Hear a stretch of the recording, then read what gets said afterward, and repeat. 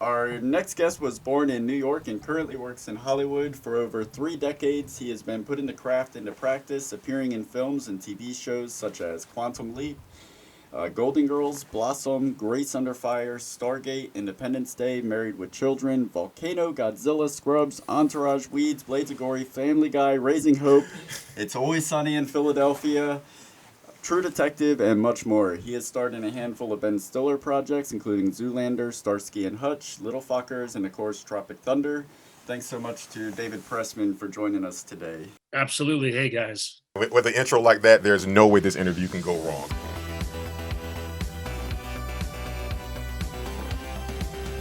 The acting craft appears to run deep in your blood. Your parents, Yeah. grandparents, and one of your great grandparents were all actors. Your uncle even appeared in Raging Bull, one of my personal favorites. Your dad is still acting, and of course, our condolences, rest in peace to your mom, Lana Saunders. You got your start on the screen, if I'm not mistaken, at the age of 20. But when did you know that you wanted to, as they say, keep the family tradition alive? When I was a kid, like a little kid, or even growing up in New York when I was like 5 or 6, I would just do like I would force my family to come watch, and I would do little skits and get my, aunt or whatever, grandmother to appear in them with me, to really annoy the entire family over and over and over again. And yeah, I just always loved it. And when you're growing up watching your parents do it, you're like, oh, that's cool. I want to do that. That's so. And you said you were about 4 or 5 when you did that. Yeah, Wow. Okay, that's awesome. I was a weird kid. We That's get it. Okay, cool. we get. Before we get too far into all the work you've done, I want to take a moment to just actually a few moments, if I'm being honest, to talk about It's Always Sunny in Philadelphia because that is like honestly my favorite show on television ever in the history of shows on television, and to talk to somebody who's been on that set, worked with those people, I'm gonna take advantage of it for just a second. And you were actually in the one of the most impressive episodes that they've done, Charlie work, which was kind of a step away from the normal show format. It was all looked like one continuous shot. So I want to get into that. But what was it like working with the gang, as they call themselves? They were all very cool. They were very nice. By the time I got there, I think it might have been the 13th season. I'm not really sure. And so they had it down. It was like that. They just wanted to do it. And they wanted to get the hell out of there and go back to their families. So it Yeah. was really easy and just really fun. I'm interested to know because I know it looks like it's all one seamless shot, but it wasn't actually. They're going back and forth, and you can see a few parts where it splices. But what was it like? Like, can you tell us speak on that a little bit about how they went about getting those shots and like in a lot of shows there's like a beat where you can go back to if you're going to cut, but with this it's like the whole thing has to be done over again. Is that what it was like? I remember when I got the job, I had no idea that there was going to be that shot in it. And so I think there was I mean, I guess there's a couple of breaks, maybe two or three, but I remember going in the day before we were supposed to shoot that long stretch, and we rehearsed it like a play. So the whole day was just rehearsal. No one was shooting, um, and we got it down. And I remember, like, in that section, I don't say that much, but I say some stuff, and I was just so nervous that I was gonna screw this thing up. Yeah. Thankfully, I did it. So the next day, we came back and we did it, and I think we went through it about 12 or 13 times. Um, and I guess they picked the best one. Ironically, the very first time we did it, we like it was right on, spot on. But they still wanted to keep doing it, Yeah. um, and it was just super cool. That whole experience is super cool. But there was a lot of pressure, but that made it even more. The adrenaline was so. It was just really exciting. Yeah, with most of their episodes, it seems like they have at least the opportunity to try different things in every scene, and then cut parts from each take what worked best from like different lines. But with with that episode, it's almost like they had to commit to whatever was going to happen from start. Like they didn't have that opportunity to cut in between a scene. Um, and I'm curious when, like, they always come off as natural. Like it, I've seen a lot of people that not accuse them, but think that it's improv a lot of the show, and that the dialogue is just off the top of their head. But they've actually said it's scripted. Did you like? What was your experience when it came to that? Yeah, there was really no improv. It was really just say the lines. I remember there was even one part where the health inspector comes up to me. And she just says hi, and I just say hi back. And I thought, well, maybe it'd be funny if I said hi like I thought she was hot or something like that, like hi. And they were like, yeah, don't do that. Oh wow! So even the inflection of the line. I was like, okay, that's cool. It's crazy how meticulous it is in the script and how natural it comes off on the screen. It's yeah. I mean, they're great actors. Pull that off. I mean, when I asked you, it felt like it was improv. You were like, oh no, this is like scripted chaos. This is definitely scripted chaos. We've already, of course, thanked you for coming on the show, but now I have to thank you for being a friend, because in 1991, you starred in The Golden Girls. And I feel like there isn't a person who lived in the 80s, no matter their race, creed, or religion, that does not love The Golden Girls. So I asked this question. Assuming you loved The Golden Girls before appearing on The Golden Girls, what was it like loving a show from the comfort of your living room, and now you're on set, becoming a part of it, working with the people you once watched and were entertained by? I like how you say starred. I had like 3 lines in it, but thank you for that as the waiter. I watched The Golden Girls. I wasn't a huge fan of it, but I was like, oh yeah, this is a show that everyone loves. I was nervous. There was Betty White. It was Betty White and the guy that plays her boyfriend, I think the actor was named Harold Gould. So I just dealt with them. I met all the other people, and that was kind of cool. I was just like, I just want to do a good job. I want Betty White to like me. I don't want her to think I'm a jerk. So I did it. I kept my head down, and it was a lot of fun. Ironically, now, if I say I'm on The Golden Girls, people freak out. People just love The Golden Girls, even maybe now more so than they did back then. Yeah. So did Betty White like you? I think so. I hope so. That's good enough. That's his Yes. Other than The Golden Girls, were there any other sets that you found yourself on and were just like, holy shit, I can't believe life has taken me here? I mean, one of the first things I did was a show called Newhart. You guys are pretty young, but this is an old show. You know Bob Newhart? Mm-hmm. And he had this big hit show in the, I guess, 80s. Yeah, 80s. And that was one of my first really cool gigs. I did a bunch of episodes. And at that time, I just couldn't believe that I was acting next to Bob Newhart and Peter Scolari and all the other people, because I really watched that show, and I was 25 at the time. And, they do the show in front of an audience, and I was just nervous wreck every time. You're backstage and the little red light comes on, that means you have to go. And I was like, oh my God, I'm going to faint. But I got my shit together, and I went out there, and my parents were always in the audience, and if you listen to some of those old episodes, you could hear them laughing, which is kind of cool. Nice. But that was fun. But even like things like Independence Day and Stargate, all those kind of big, like, epic movies were just so much fun to work on. And that was a perfect segue. I was going to ask you, in 1994, of course, you starred next to Kurt Russell in the sci-fi classic Stargate. And I know it's a lot of fans out there of that film. What was it like to work with Mr. Kurt Russell, one of the icons in the industry? Again, thank you for saying starred. He was awesome.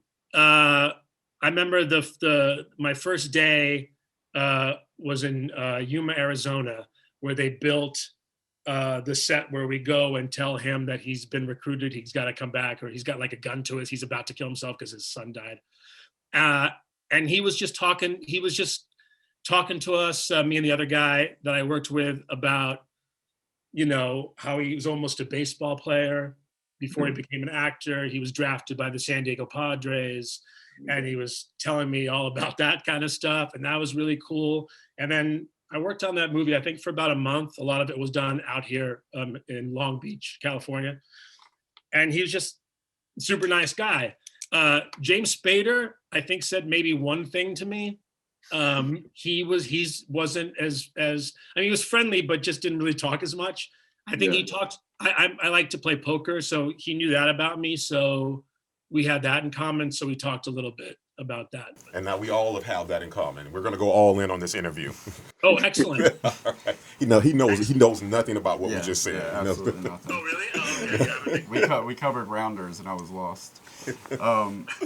So Roland Emmerich, of course, he does Stargate, and you went on to work with Roland Emmerich in Independence Day and then Godzilla, both about 2 years after each other. And I was wondering, is there like a story there, or is it pretty much you doing a good job at what you do and a casting director remembering your name? When I first auditioned for Stargate, I auditioned for one of the soldiers that went through the gate, and I think who got it was French Stewart, is the actor's name. Mhm. And it was between me and him for that part. So I didn't get it, and they went, "Oh, here, get this. Let's give David this other part." And then they liked me. We became friendly, and then they stuck me in, Independence Day, and then Godzilla. And then they stopped making movies in LA, like they did it either overseas or in Canada, and I didn't get the call anymore. Wow. So, I mean, it'd be nice to get back onto that. Now, anyone who's followed Roland Emmerich's career or seen his films knows that he's all about big films. And when I say big, I'm talking about explosions, tidal waves, earthquakes, aliens, radioactive lizards. What is it like working on sets like that? I'm very curious to know how a director like Roland works. I mean, keeping so many moving parts coordinated to bring that scene to life with something like that. I mean, he knows what he wants. He's so good at it. That's all he's been doing his whole career. I just remember everything takes a really long time. Mm. So you're there for a really long time just waiting. And you might go in and just do one line. You go out and there's another 2 hours and you come back and do your other stuff. It's just really fun. It's even more, it's cooler to see it on screen because when you're doing it, a lot of it is green screen and you're reacting to things that aren't there. Like I'm not seeing the spaceships in real life. Oh, dude. And it's just cool to see that. It's just cool to work on something like that. Also, the residuals on those things are great. I was gonna put that in the questions, but it felt weird to ask. But I was always curious yeah, of they're great. That's good. That's good to know. Well, congratulations. Thank you. Very much. And I think we will get to a day where actors on set will actually be able to see the spaceships in the sky as they're shooting. Yeah, I we're think coming towards that. There will be or whatever effect. But so another filmmaker that your IMDb frequently intersects with is Ben Stiller. Beginning in 2001 with Zoolander, then Starsky and Hutch, Tropic Thunder, and then Little Fuckers. Is there a reason for that again, or is that just kind of like the same thing where there's a casting director that likes what you do? No, in this respect, it's a little different. I used to be roommates with his wife.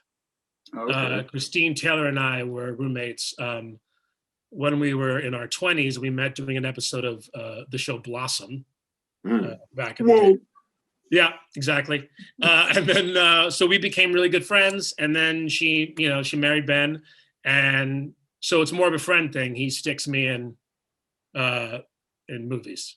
That's cool. That's It is cool. I just got to find better I'm roommates. still waiting for a bigger part. A little small part. It's fine. It's okay. Well, you know why we have you here. Let's talk about it. You brought it up and he brought it up. Let's talk about Tropic Thunder, one of the, I called it one of the most famously underrated films of all time because people just don't understand what it is. What can you tell us about the overall experience and what was that set like? I know it had to be insane. Yeah, that was a blast. First of all, I like how you guys went through the cast of Tropic Thunder. You went all the way down to the bottom. We could probably get this guy. Let's get this dude. And I asked Ben Stiller, I asked Jack Black. They didn't. That's what I figured. Brandon T. Jackson, he's on the fence, so we'll see. Yeah, I'm surprised you couldn't get Brandon actually. That was fun. That was 3 weeks in Kauai, which was awesome. There was a lot of drinking. A lot of the actors that had smaller parts like I did, we all hung out. In fact, we mostly hung out with Steve Coogan, who is a madman in a great way.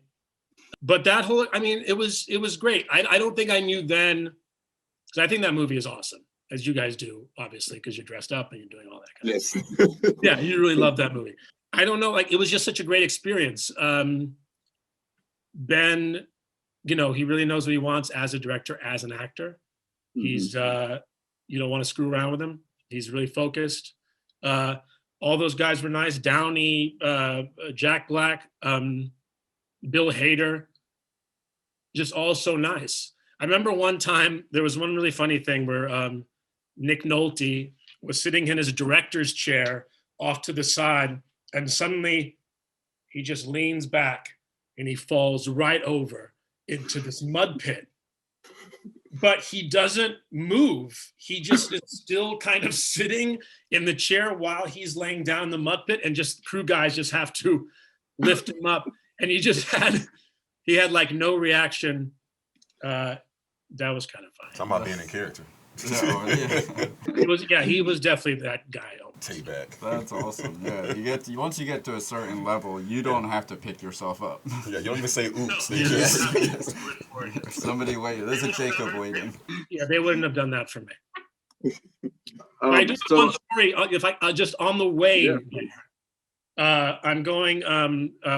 My friend Matthew Levin, who was also cast in the movie, he plays the cameraman, and we're on a flight to Kauai, and I'm afraid of flying, so I'm taking alcohol, maybe a Xanax. I don't recommend it for everybody, but I have to like be out of it.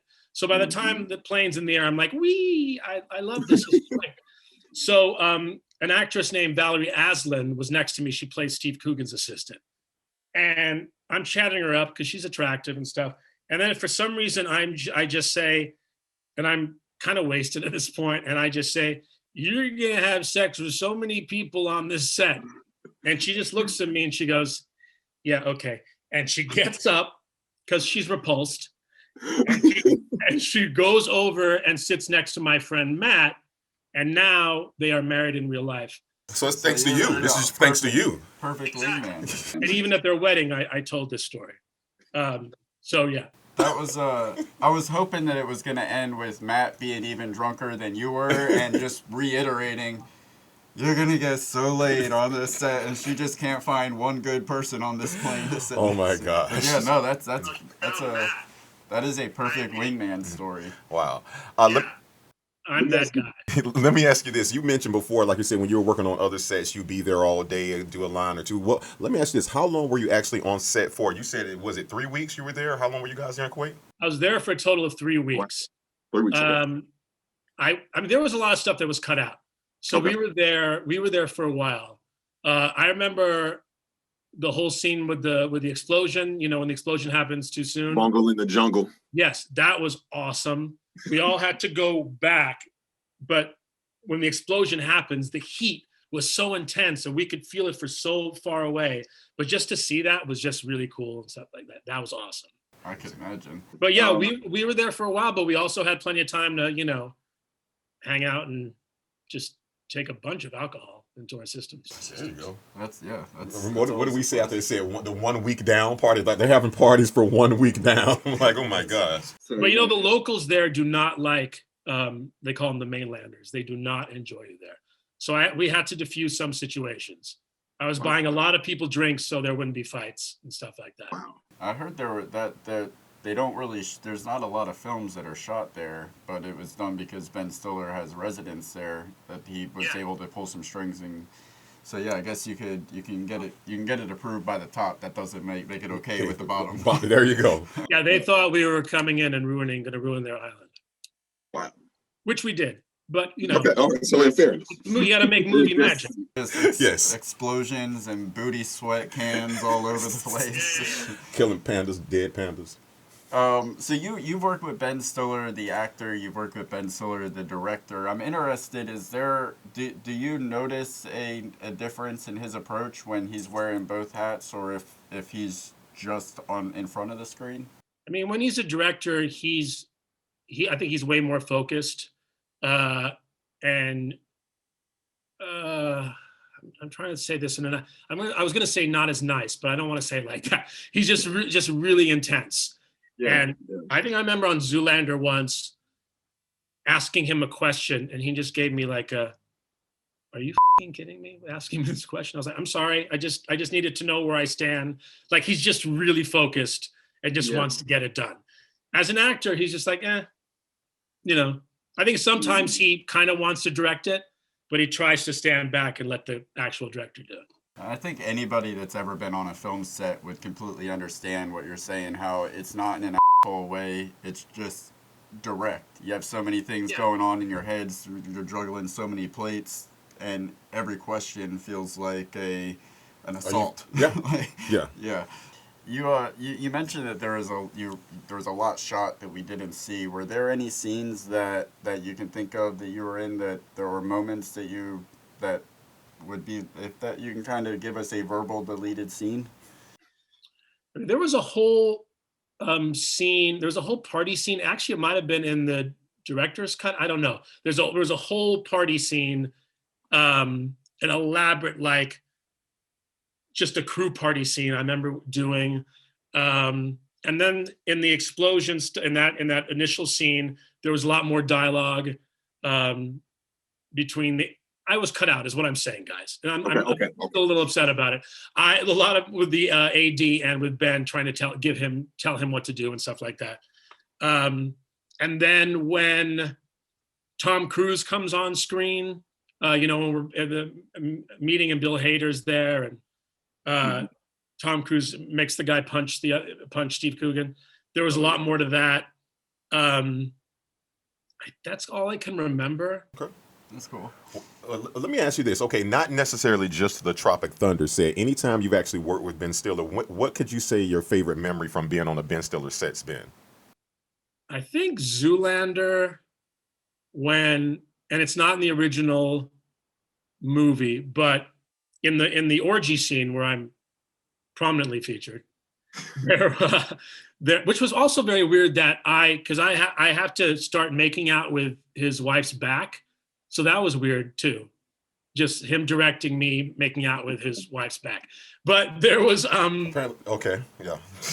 Well, because I'm there, because I'm like, it's like she's there and I'm kissing her back. I'm very familiar with "Ooh, love you, baby." Yeah, exactly. But then we all had our orgasm scenes where we all filmed it. So the camera would all spin around us and we were all making orgasm noises. That was really fun. I would have been. There's no way I could not have done the Forrest Gump sound if they would have got him. That would have been mine. I would have had to go with that. That does have to be really strange though, being directed by her. No, man, get in there. Get in there. I mean, there are people that don't get paid to be in that situation. Right. So yeah. At least there's that. Yeah. Jesus Christ. And luckily also I was good friends with her, so it wasn't, Right. It was okay. Before we move on from Tropic Thunder, I know you've already given us so much. Is there anything else that you want to share? I mean, it was a blast. It was just to be in Kauai for 3 weeks, being paid to be there and to act with all those, great people. And you really can't ask for much more. So we'll move on from Tropic Thunder. Scrubs, Raising Hope, and Weeds. These are another 3 of my favorite shows. Like when I was reading your IMDb to my wife, she was like, he's in pretty much every show that we love. Which of those 3, which is your favorite set to work on? Scrubs was fun because the director of that episode was an old friend of mine. That's actually how I got the job. Who's Matthew Perry. Nice. This Chandler on Friends. Mm-hmm. So that was super fun. Raising Hope was great.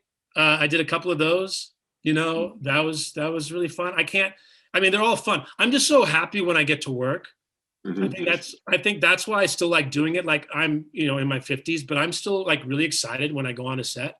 Like, wow, I get to do this. This is so cool. When you did Scrubs, was it when they had the whole hospital as I can't remember what season they switched from the actual hospital to a set, but were you on a set or at the hospital? No, that was the actual hospital. Okay, cool. Yeah, that was they had a whole hospital to themselves to pretty much do whatever they wanted in outside of the That's crazy. And execs barely made it by from what I heard, so they were just kind of left to their own devices. I'd have been somewhere else trying to film a short somewhere in one of the hallways or somewhere like we got access to it. I want to switch gears for a moment here and ask you this. I know me when I first decided I wanted to get into acting, I was always like, I want to see my face on screen. I want my mom to see me, all these things. And then for me personally, when I first saw myself on screen, I realized I would never have to worry about a critic because I was always going to be my biggest critic, nitpicking every single thing I did. So let me ask you this, as an actor yourself, what's your initial gut response to seeing yourself on the screen? I'm usually disgusted Okay. by looking at myself. I actually really do watch some like this with maybe just a little hole. I hate looking at myself. It's such a weird paradox that performers find themselves in, because more often than not, they want to be in front of a crowd, but they don't want to be seen. Yeah, it's weird, and man. they Well, especially if you're in a movie and you go to a movie and you see yourself and you're gigantic, it's just gross. I hate it. like, this face wasn't meant for IMAX. No, exactly. Yeah, I can understand. Everything comes out. So this kind of falls in line with that same. It's just the exploring the ego side of what you do. When most people are, they have the dream of becoming an actor, it's usually seeing themselves on the poster, their name above the title. But to make a movie come to life, it requires a range of people that are willing to set egos aside and be the supporting in this world that's being created. And you've been doing this for over 3 decades. Have you ever wrestled with that as far as your ego goes? No, I'm just happy to be working. But my dad is a character actor. He's been working. If you look at his IMDb, it just goes on and on and on. And he's still working. People are like, oh yeah, that guy. Yeah. If I could have a career like that, I'd be so happy. I don't need to be on the billboard. I don't need to any of that stuff. I'm just happy acting. That's really cool. Would you have any advice to somebody that is in it for the poster picture, for the name above the title? The ego. Yeah. I mean, you usually probably is a very small percentage of a chance that it's going to be you on the poster. I think that if you want to get into acting, you got to do it because you really love it. Mm-hmm. You really love acting because there's a lot of highs and lows, mostly lows, and you got to deal with that and you got to be cool with that. But if you think that you just can be like a star like that, that's pretty rare. That's funny you say that, because I was going to ask. I mean, clearly, I saw your IMDb. I did not get to go to your dad's. I didn't have enough time, but I'll make sure I do that later. But I went to your IMDb, and it's one thing that we've talked about with a lot of guests was with doing COVID and everything was like consistent work. And of course, you've still been, like you say, consistently working. So we were going to ask, did you have any advice for anybody trying to break in? And you were kind of talking about that, like you got to expect the highs and the lows. But I think one of the things we've heard from other people is you got to stay consistent. You got to keep churning. Do you agree with that? Oh, absolutely. I think anytime you get a chance to act, even if it's just doing a stupid thing on Instagram, a video or whatever. I'm not on TikTok, but I know I should be. I know you're looking at me go, you should be on TikTok. No. But, I hate it. Hypothetically, you should be. Personally, I think not. Okay, there we go. Yes. Anything creative, I think, is good, especially this year. I mean, this year for me personally was brutal. I think I worked once. So I'm hoping this all ends. I want to get back into the grind. I've been auditioning now, hopefully get some new jobs. But I think as often as you can just keep doing something, that's the key. And first of all, again, we always like to say thank you for coming on again. But before we let you go, and it doesn't have to be necessarily about film, it could be about life, books, whatever. Is there any parting words you want the people to know or hear? Anything energy you want to put out there, manifest into the world? Wear a mask. Okay, there you go. Hey, there you go. Actually the first guest we've interviewed 25,000 people. You're the first one to say it. So there you go. You're going on the guest wall. Good one, man. Hey, thank you so much again, man. Listen, we'll be following up on you. And like I say, man, listen, nothing but peace and blessings. We wish you consistent work. We know things are going to pick up for you, man. And good luck in the future, sir. Thank you, man. Thanks so much for having me, guys. It was fun. Thank you. I appreciate it.